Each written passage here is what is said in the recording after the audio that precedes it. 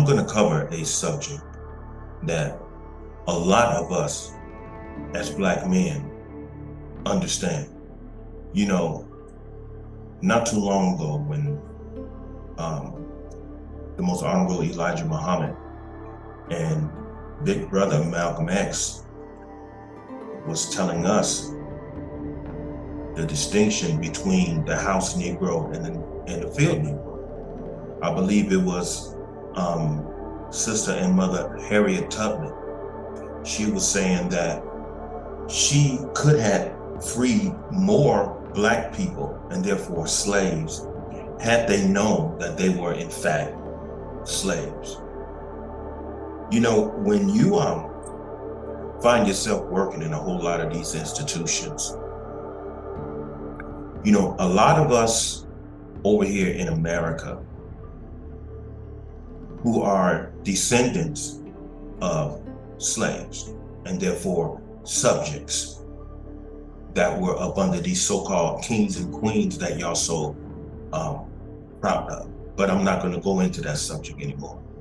But you know, a lot of us spend a lot of time moping around and wondering where they came from in terms of the slaves and what tribe we were in and all of that. I bring that up because if you really do your study and if you observe a whole lot of the people in our community over here, you can pretty much determine where some of these people in our community emanated from in terms of certain characteristics that were passed down from their ancestors until the current times. And the reason why I say this is because when you work in a whole lot of these institutions out here in Babylon, which is America, I had gotten to the point to where me out here in Las Vegas working in a whole lot of these institutions that are commonly called jobs.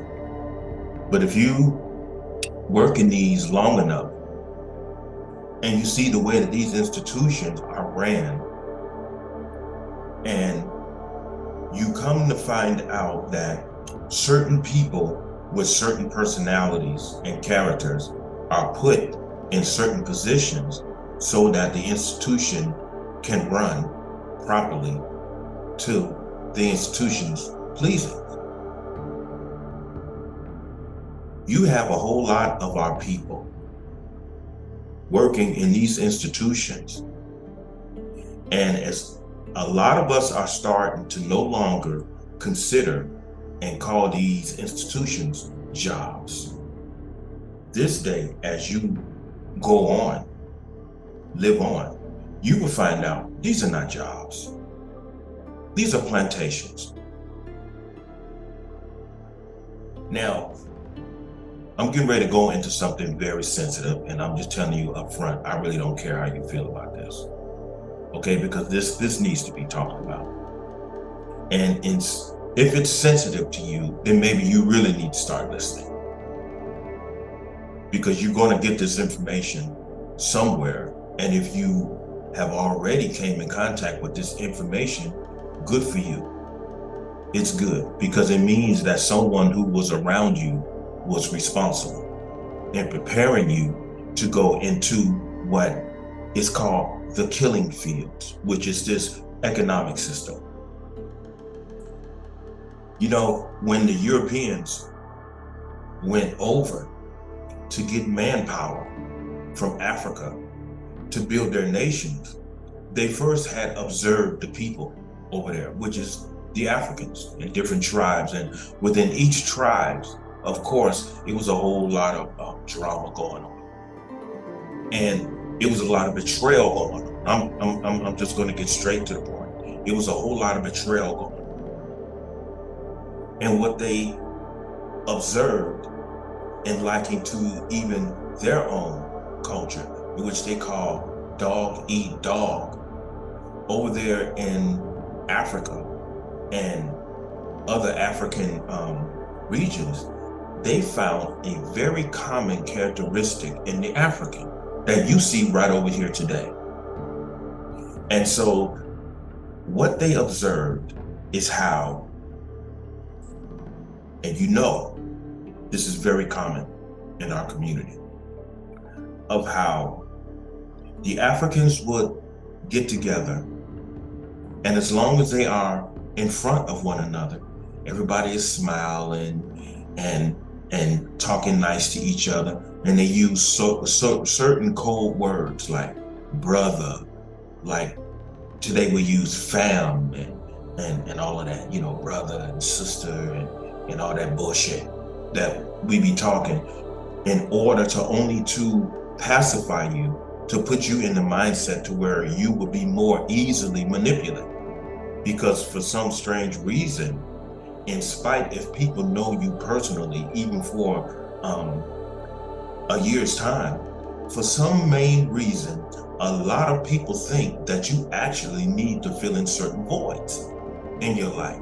So when they come up to you and they call you family, oh man, you my family, you my brother, and all that. And see, the reason why that works with certain people is because those people have suffered a whole lot in their lives, and they've been denied a whole lot of things in particular areas of their lives, to where it makes them more um, easily manipulated, and they are more easily to be conformed to that deceptive language, like calling you, like I said again, brother and sister and homeboy, you know, and all of that nonsense. It's nothing but a tool of deception as well as a tool for pacification, so that people can smile in your face. And then when you think that you've gained a brother, you've gained a friend, and as soon as you separate from one another, you find out this person is talking behind your back. They're hurting you, and they're trying to make your life more complicated than it is, while you stand next to them, and you and that person or people are actually trying to make their lives a bit more productive and easier to live. However, it is always that one that is closest to you is the one that's going to in time betray you, because he wants a slice of that devil's pie. Now, even though you right along with this person to get a piece of that pie, your intentions are totally different than his.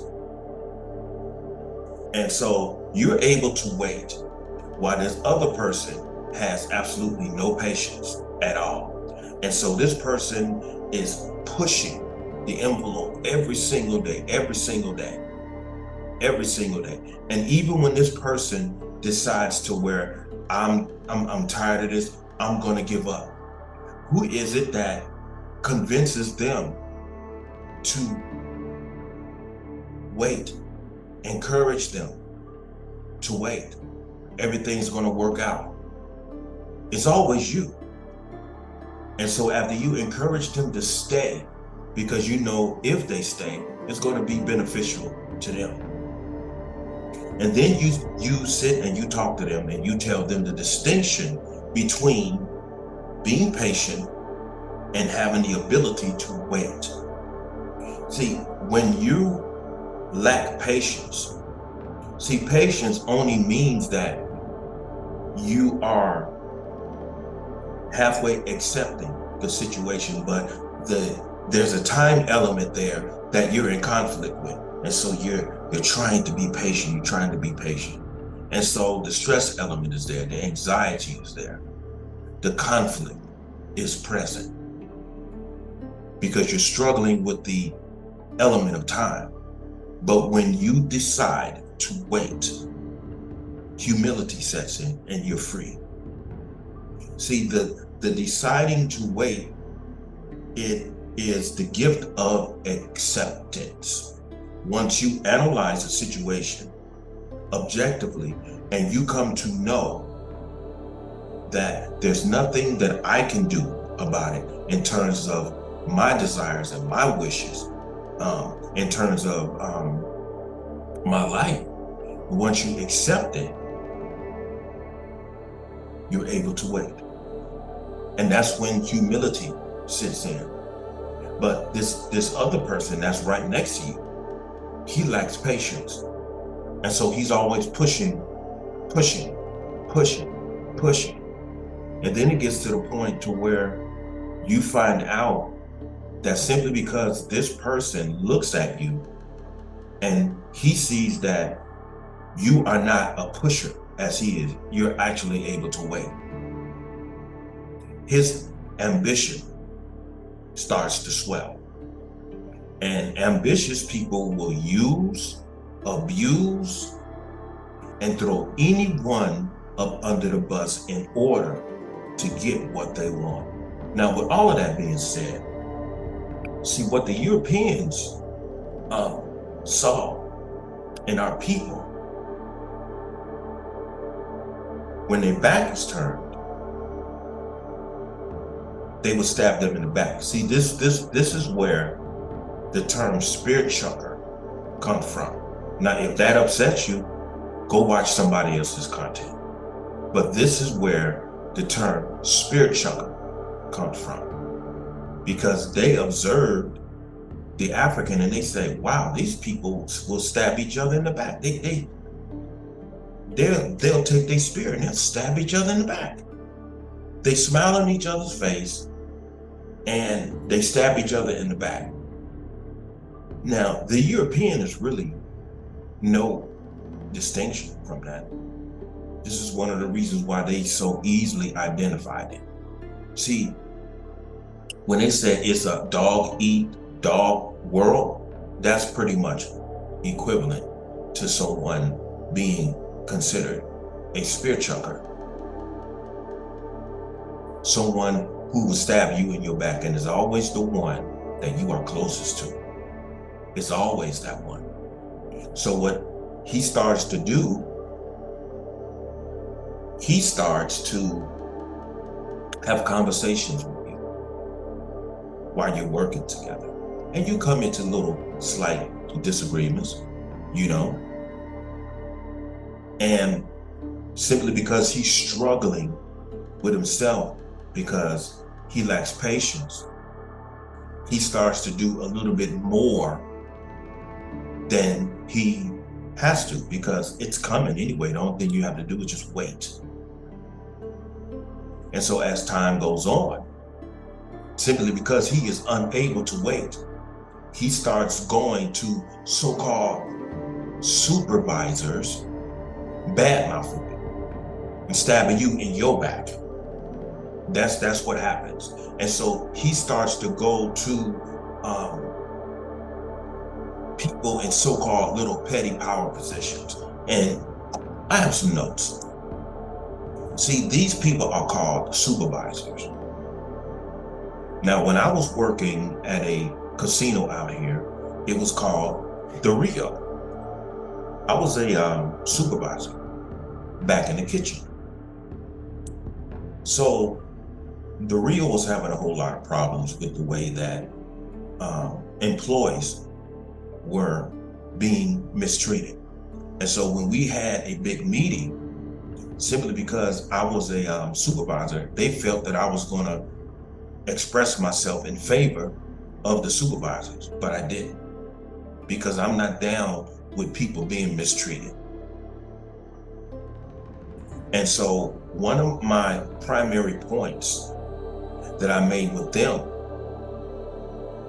is I told them, simply because you are supervisors does not imply that you are superior over people. There's a lot of people in these plantations who have these backgrounds, okay? Particularly military backgrounds. Oh, I served in the military for these many years, and I served in the military for this and that, and I was a blah, blah, blah. That's what you were. You're not that now. stop living in the past. But what they do, they serve all this time in the military, and they become contaminated with this military arrogance. And so they come out and they bring that and they bring that back into civilian life. And they think that they can impose that bullshit on everybody, especially those as myself who never served in the military and never will, because I know too much about this government. And I've been studying Babylon ever since the age of 12.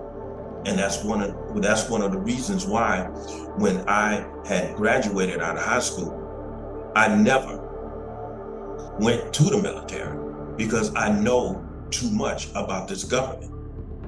And as time goes on, you might as well say, like back in the day, I'm going to explain to you how this Babylonian system create these idiots. When you're coming up, right? You're watching these little cartoons, like these old army movies. You tell your mom, hey mom, I like these army movies. Next thing you know, your mom comes home with a bag of plastic army men.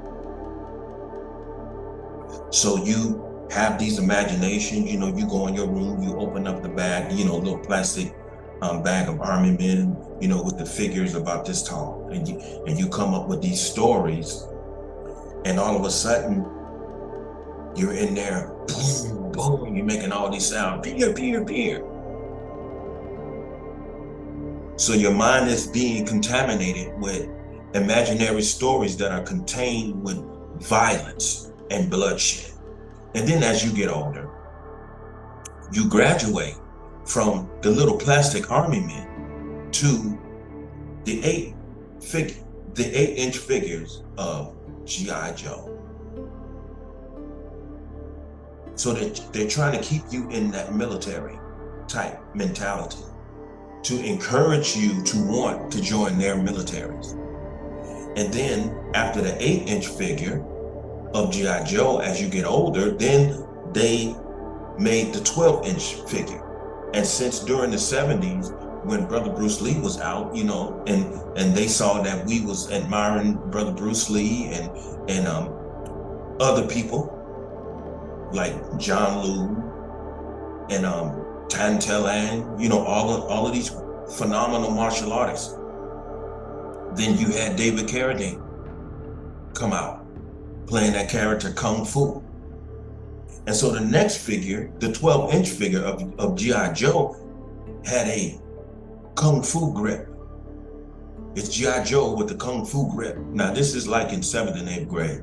And so when you graduate from 8th grade and you go into high school, they have something for you even there. It's called ROTC. So due to the fact that you've come up and your mind have been programmed to love the military and you want to be like G.I. Joe with the Kung Fu grip. And so you join ROTC or whatever the hell you call it. And then after high school, right there at your graduation, who is standing in the parking lot asking you, what do you want to do with the rest of your life? A Marine recruiter, an Army recruiter, an Air Force recruiter, and a Navy recruiter. They know that your mind has already been conditioned to even go into the military. They know you hyped. And you think you're hyped because you're hyped. No, you've been programmed. You've been programmed. It's nothing but social engineering. So they've constantly been pulling you away from yourself all the way back until your mother brought you those little plastic army men that you started playing with between the ages of 7 years old and 9 years old. You've been getting prepared for this military years ago. And so you go into the military, you fight their wars, you come back, your mind is all messed up. You're walking around with cancer and sicknesses, and so the experiences that you went through in the military during these wars, like Desert Storm and all of these old stupid wars. Now you come back home, you got cancer, you're shell shocked, you can't keep a job, and all of that.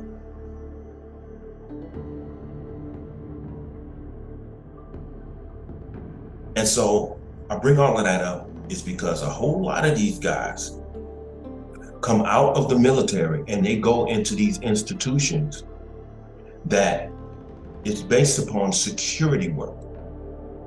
And so a lot of these guys, they always boast about being in the Marines and being in the, in all that stuff. But you're living in the past because that's what you did. That's not what you're doing now. But their intellect and their minds have been scarred and conditioned of another state of life. However, they felt that they had to be disciplined. For some reason, their upbringing wasn't good enough. They listened to these ignorant armies. Be all that you can be in the army. All that I can be? So you mean to tell me that my parents or my uncles or my environment, they got me halfway there? They just got me a little bit there and you gonna do the rest. Well, if that's the point, if that's a fact, then why is it that when these young men and women go into basic training, you tear them down of everything that they were raised in order for you to build them up and turn them into these monsters and these robots that you're going to put on the battlefield to fight your fucking wars. And then when they come home, as I said, they're in these really bad conditions. And even if they are not in the previous conditions that I mentioned, these people come out of the military with this mentality, actually, that they wish that they could have while they was there. And the reason why I say that is because now that they come out, they couldn't stand up to that drill sergeant. They couldn't stand up to their so-called superiors. And so now they've got a grudge coming out of the military. And they're coming into civilian life thinking that everybody's supposed to say yes, sir, and yes, sir to them. And they say things like, well, this is the way it is, and it ain't nothing else to be said. So in other words, the same drill sergeant, the same superiors in the Army or the Navy or the Air Force or the Marines or whatever shithole that you serve, now, due to the fact that you couldn't express how you really felt about what they were saying about you and what you wanted to do with your life, now you come out of the military and thinking that individuals like me who have been free all of our lives, who didn't need to go to the service in order to be disciplined and to function in this society, is going to stand there and listen to your bullshit? You think we just going to stand there and just take it? I said this, and that's the way it is, and that's it. So now we're back on the plantation.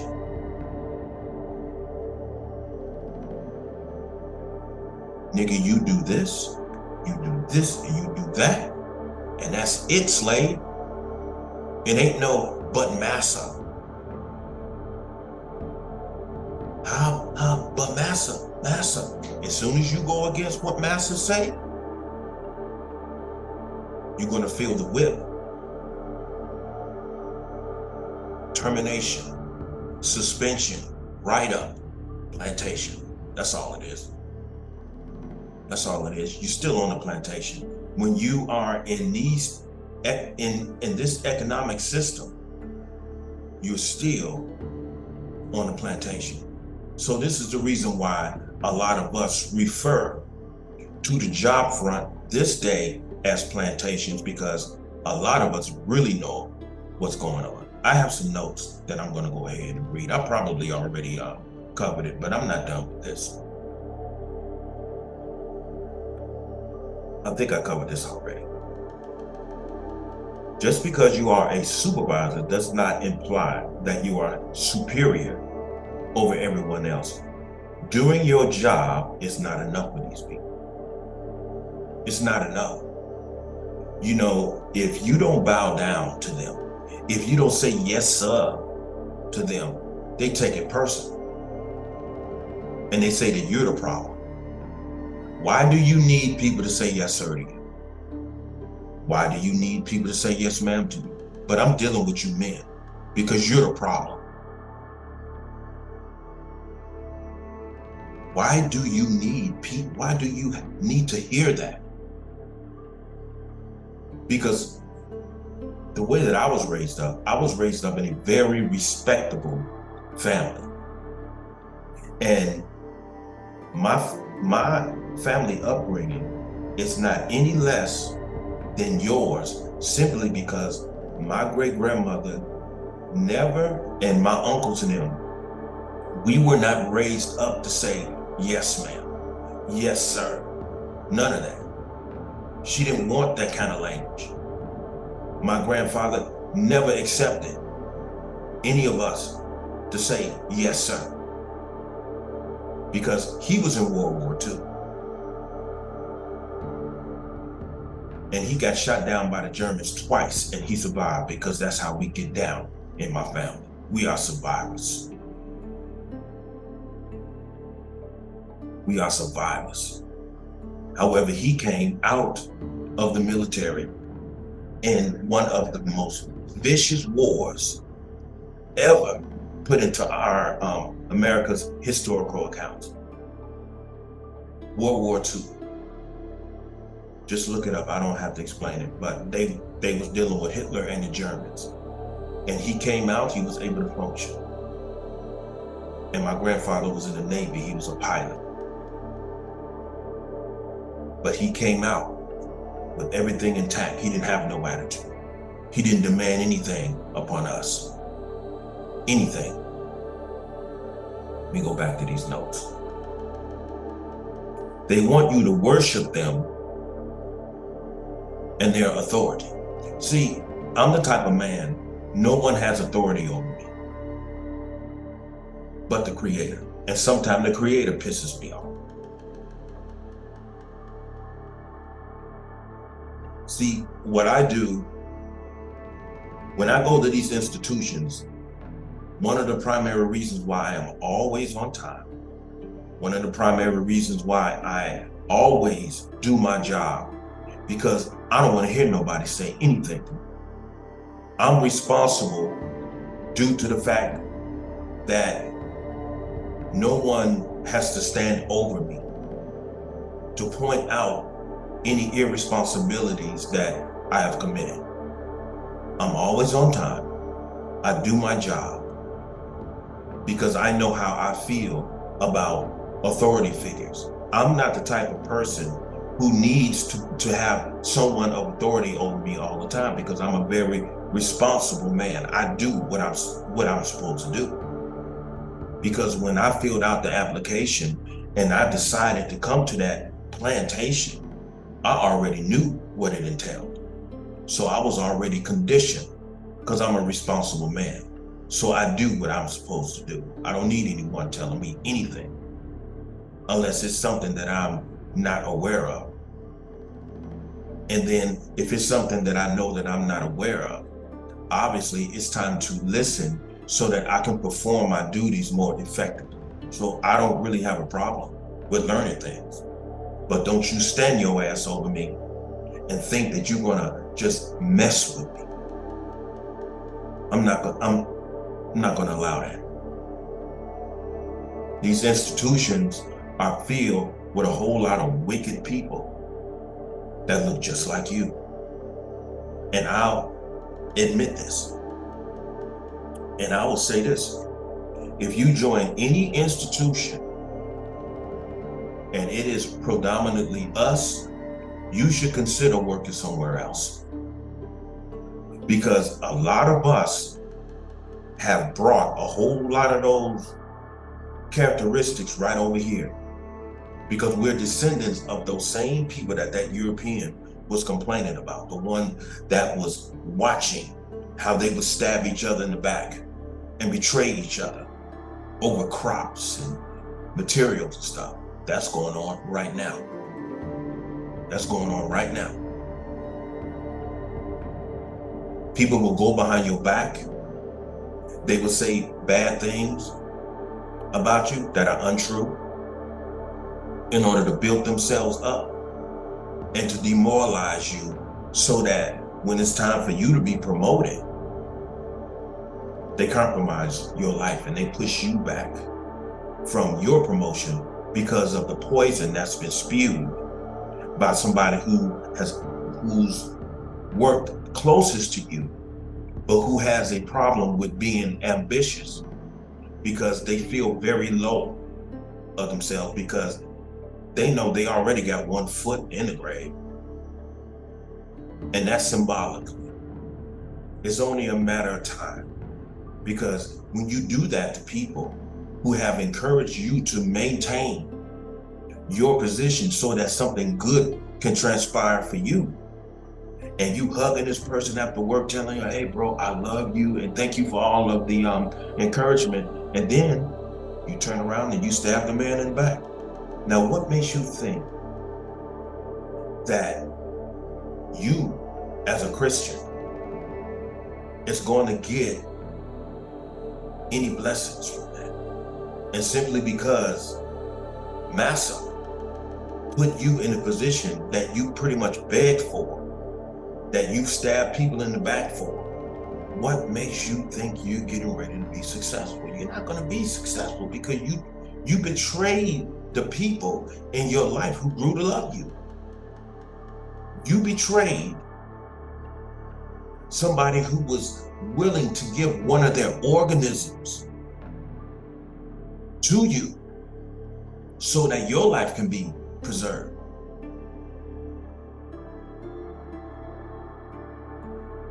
Now the viewer may be saying, well, what is he talking about?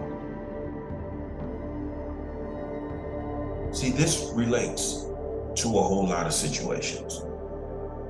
When you grow close to someone, because see, I'm one of those people where if I say I'm your brother, you can bet on that. You can bet on that. If I say I'm your family, you can bet on that. You can bet on it. And therefore, I have a mistake of thinking that people are as loyal to me as I am loyal to them. And so I had to figure, I had to come to find out the hard way that simply because you are loyal and very honest to moral principles, even though that other person is benefiting on those moral principles and your loyalty to them, it doesn't necessarily mean that they think and they feel the same way towards you. That's not what that means. And sometimes you end up being betrayed. Sometimes you end up being a casualty from someone who had an African ancestor who was nothing short than a spear chucker, a backstabber, a betrayer, somebody who will sell you out at the drop of a dime. Because when it all boils down to it, all they care about is themselves. You have people who pray together. They'll pray for blessing, and then right when the Creator gives them the blessing, you don't see no more praying. And then when you remind them, you're not praying anymore. Now that the Creator has blessed you, I don't see you praying anymore. And then after that, after they tell you, you're right, I have to get back to praying. See, now it's a lie. Because why do someone have to remind you of getting back to prayer? So now, even when you do prayer, it doesn't mean anything because you had to be reminded. Had I not reminded you, you would have took your blessing and tell you, thank you, Lord, went on about your business, because now you've got a slice of the devil's pie, and I don't need you no more. Thank you. I don't need you no more. You done sold everyone out around you. And the worst is you sold yourself out. You sold your own self out. You compromise your own moral principles in order to get where you are, and you're not going to be there for too long. Because what the path that you've paved to get there is full of betrayal. It's full of betrayal. Now I'm going to go down these notes. I'm talking about, I think I already addressed this with the people who have military experience. It says here, you are back in civilization living of where normal civilian people are not going to your military, who not went to your military training. I put it like this. I must have wrote that wrong or read it wrong. You are back in civilian living. Oh, I knew I messed up. Okay, I'm gonna read it again. It says, you are back in civilian living of where normal civilian people are not going to adhere to your military training. I touched on that.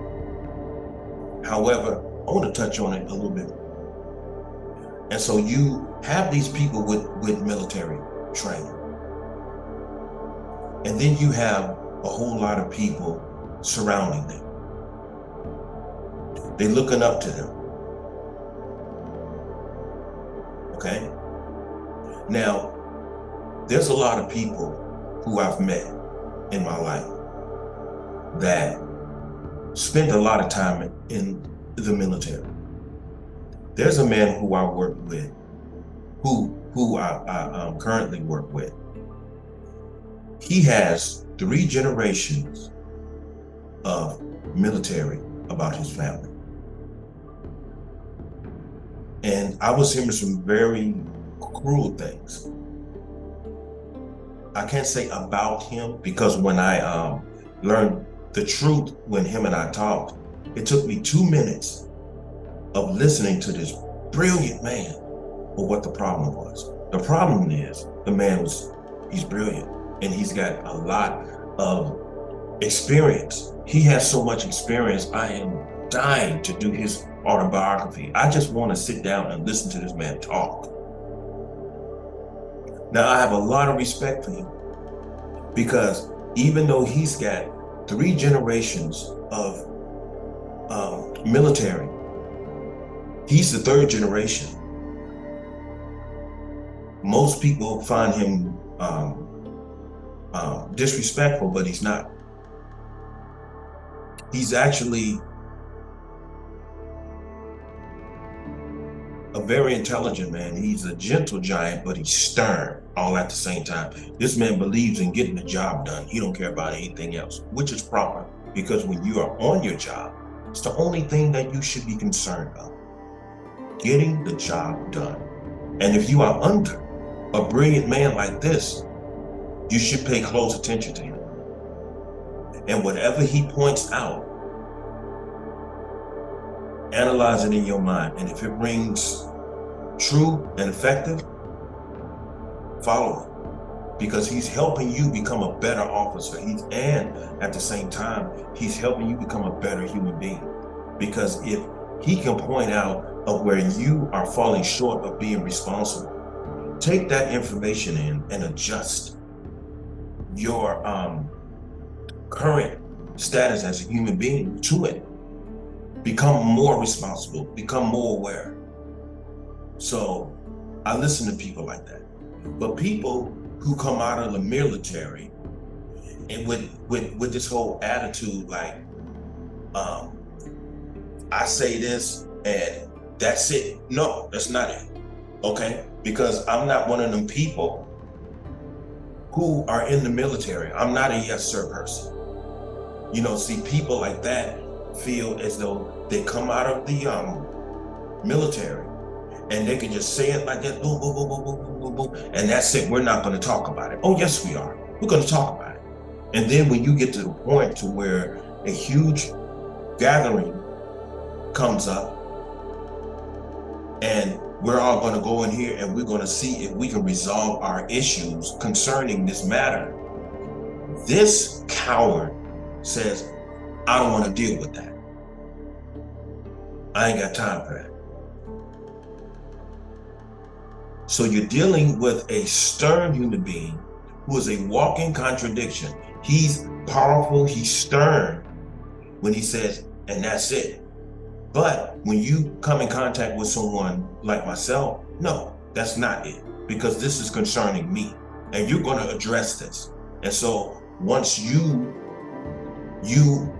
observe this person and all of a sudden they don't want to have anything to do with it, then you're dealing with someone who are not able to deal with confrontation. Now, most people who are not able to deal with confrontation, when they compromise that just for a few seconds to approach you, they're approaching you with deception. You know, they come at you and they read you, so how you doing today? How you doing today? And I'm boo-boo the fool. Why should I tell you how I'm doing? You trying to read me? You trying to see what state of mind I'm in? You're that guilty, huh? How you doing? You're not speaking. Why do you need me to speak, Mr. Psychology major? You think I'm stupid? Just try to read. You know these people try to read you. You know, they try to partner you with specific people that they can trust that looks like them. Or you can be a black man, you can be a black organism, but you can still be the enemy on the inside. This is how you end up with a spear in your back. It's when you look to the side and you see somebody who looks like you, but inside, they ain't nothing but the enemy. And that's why you were betrayed. That's why you were betrayed. And so you have people like that who will come at you through deception, and then they'll try to partner people with you that looks like them to put you around this person. And they'll tell him, listen to him, get him talking about anything, because we're trying to get anything on him that we can use to get him up out of here. Even though he comes to the job, he does exactly what he wants to do. I mean, you know, he comes to the job, he does exactly what he's supposed to do. But we don't like him because he won't say yes, sir. You are not in the military. And by me being black and Indian, fuck your military. Just like I told that Uncle Tom nigga you had next to me. Now, some of you may, end up saying, what is he talking about? I don't have to address exactly what I'm talking about. I'm talking about conditions that our people live in these economic systems. So I'm saying it in a way to remind you of people that you just may know right there on your plantation, your job front.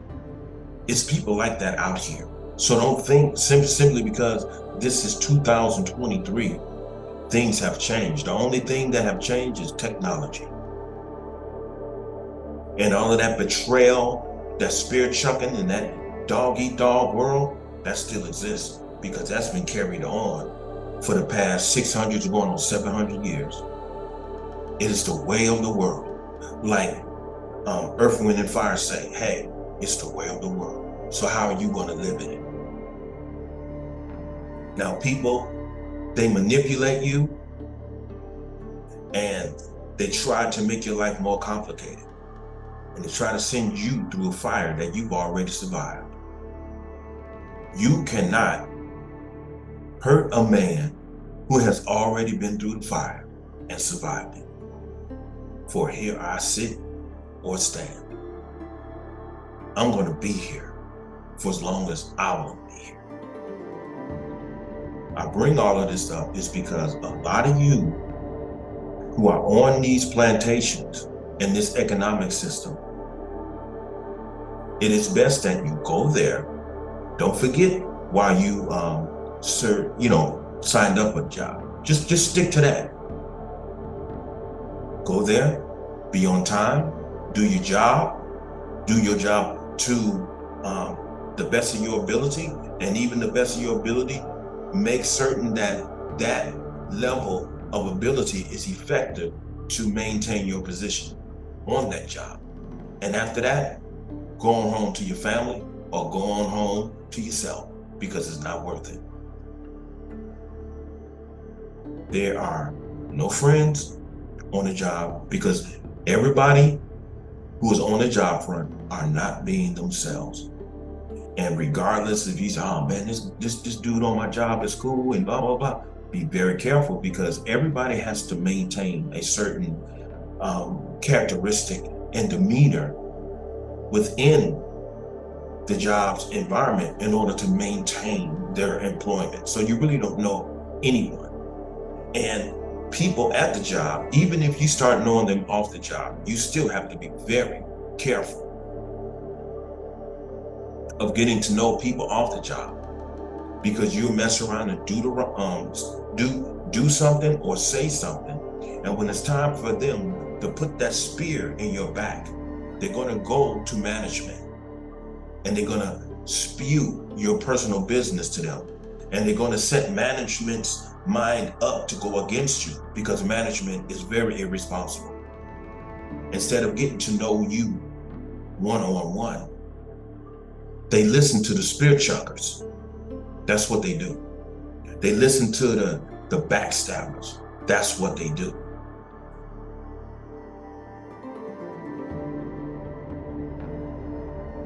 So one person speaks against you and they go to hire management in order to make your life complicated. And then when you see them again, they want to approach you. They say, hey man, how you doing?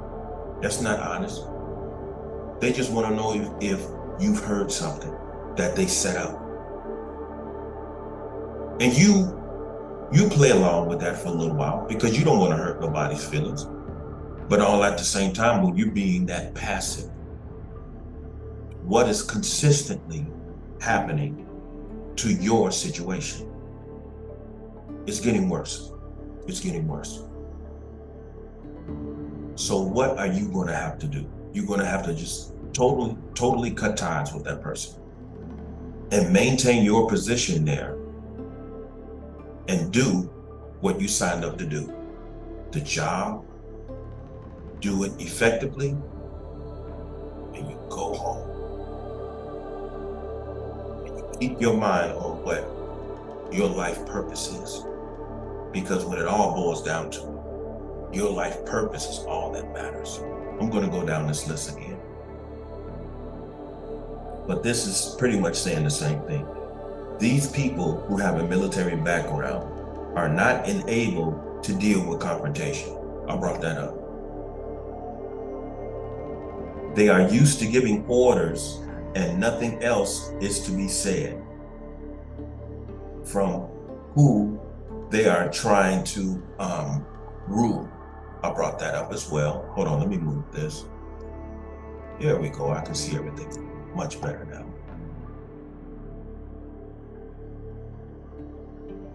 They say what they say, and you are supposed to be quiet and take it. Don't ask no questions, nigga. Just do what the fuck I say. And that's it. I don't care if you being mistreated. I'm getting ready to mistreat you as well, but not giving you the opportunity to defend yourself. Because Mr.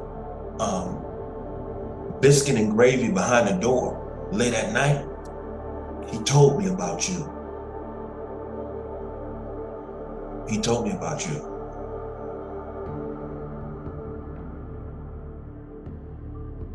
So this last little piece of note, I want to end this video on this.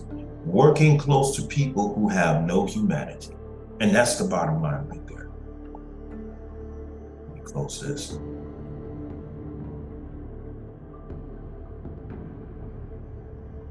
When you come in contact with someone, if you're able to love, if you're the type of person who understands the divine principle of love, friendship, loyalty, brotherhood, and all of those things, it doesn't necessarily mean that you're vulnerable to your environment. You're only vulnerable to your environment when you're surrounded by a whole bunch of snakes and you don't know it. See, when you come into an institution of snakes and vipers, an institution that is big enough to offer everybody a good opportunity to exalt their lives into a better position. However, you have snakes and vipers around you who have that very same opportunity, but don't want you to have it because there's something about their life that's limited. They can be sick and they look at you, your health is good, your mind is sharp, pissed off at you because you don't bow down. You're able to stand up for yourself because you were raised. You wasn't just clothed and fed. You're your own person. You're able to handle yourself. And due to the fact that you're able to handle yourself, sometimes you're perceived as rebellious or insubordinate. Well, how can I be insubordinate, continue to be insubordinate, and I'm still employed? Because it's personal. Anytime you have a promotion coming up, and of course you bump into some problems getting there, but at the same time, while you're bumping into some problems getting yourself situated so that you can fulfill that obligation in terms of the promotion, the person standing right next to you, working right along with you, that's calling you partner and brother and all that bullshit, that he actually thinks that you actually, he actually thinks that you really need to hear these things.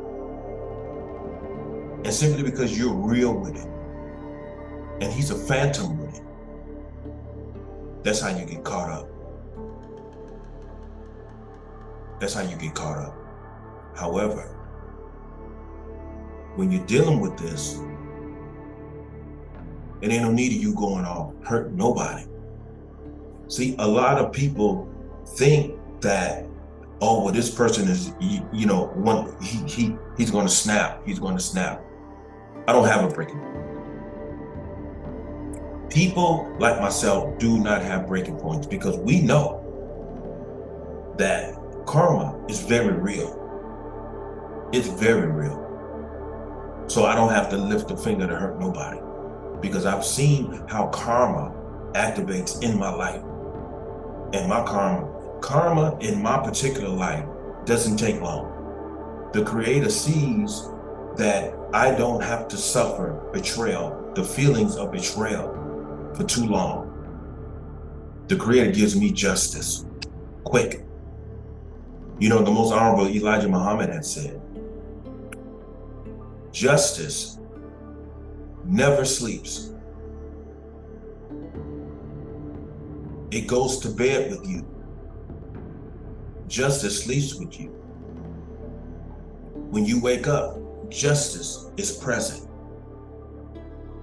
He's talking about the very presence of justice in your life because you decide to remain a righteous human being right in the midst of people who have done you wrong. And as long as you stay on that path, in spite of how angry you are, in spite of how disappointed you are, you help strengthen the karma that is against those who have betrayed you. I promise you that. You don't have to lose anything. You don't have to lose your life by trying to take other people's lives. You don't have to do that. The only thing you have to do is keep living. And you sit back and you watch. You sit back and you watch how justice is going to do its bidding in regards to you. You just sit back and wait. And you watch all of your enemies crumble. They're going to all crumble because they know what they're doing is wrong. And that makes their karma even more stronger. Because how can you know that you're doing someone an unjust and then still say, I believe that the divine creator is watching me? But at the same time, during your activity, your evil activity, you're also saying that the divine creator is ignorant because the divine creator cannot read into you and see what your real intentions are. Playing a very dangerous game. And I would advise all of you who are in a similar condition, just sit back and you watch karma take its course. And whatever plantation that you are on right now, you stay focused. And whatever that you have planned on prospering in your life off the plantation, you focus on that. Because the plantation is only a place where you earn the funds in order to invest in yourself. You go there to make money, to invest in yourself. You don't go there to make friends. You don't go there to make enemies. You go there to do your job effectively and objectively so that you can go home, you can rest, you can eat, you can invest in yourself. And you just sit back and you watch how God deals with those who have chosen to be your enemy, while you have been nothing but loving and caring towards them. Because a whole lot of these beasts, oh yeah, they'll pray. And as soon as God bless them with their blessing, they kick God right out the door. And if they have to be reminded to get back to blessings, back to prayer, then if I was you, I wouldn't get in no prayer circle like that. Stay out of that, because that prayer circle is contaminated. Because they're not praying anymore because of what's in their hearts. They're praying because someone had to remind them of their lack of praying after they've gotten their blessing. That's a very wicked circle to be in. And a lot of people may say, why is that? It's because when you pray for blessings and God blesses you with your blessings, you can't tell me that you thank God for that blessing and all of a sudden you stop praying. You didn't thank the Creator. You got what you wanted. You got that slice of the devil's pie. And then you kick God. All right, God, thank you. You didn't even say thank you. And this is the reason why you stop praying. Because how are you going to maintain that blessing after it's given to you if you become a monster? A spirit-chucking monster. As I said before, a lot of you people who are in so-called high positions, commander this, you ain't commanding nothing, bro. You ain't commanding nothing. And you not superior over somebody simply because you hold the title supervisor. You are not superior. A lot of you lose yourselves after you gain these positions. Check yourself. If it makes you worse than you was before, get out of it. But that takes self-love. And don't worry, a lot of you are going to remain where you are because these wicked institutions are going to pay you to compromise your soul. Here, I'll pay you this. I'll pay you this much money if you continue to work for this hellhole and mistreat people and stab people in the back and be our microphone. What did he say? Well, he said this and he said that. And then it gets to the point to where they get so careless, they just talk out in the open, and then a whole lot of your co-workers, hey, he said thus and so. And that's the beginning of their karma, because they become careless and they think that everyone feels exactly the way that they feel. But it's okay. But you keep your heads up, you keep yourself focused, and you do what is right for yourself and your family. And most of all, as I always say, you maintain to stay human. All right? Everybody have a good evening. Stay human and peace.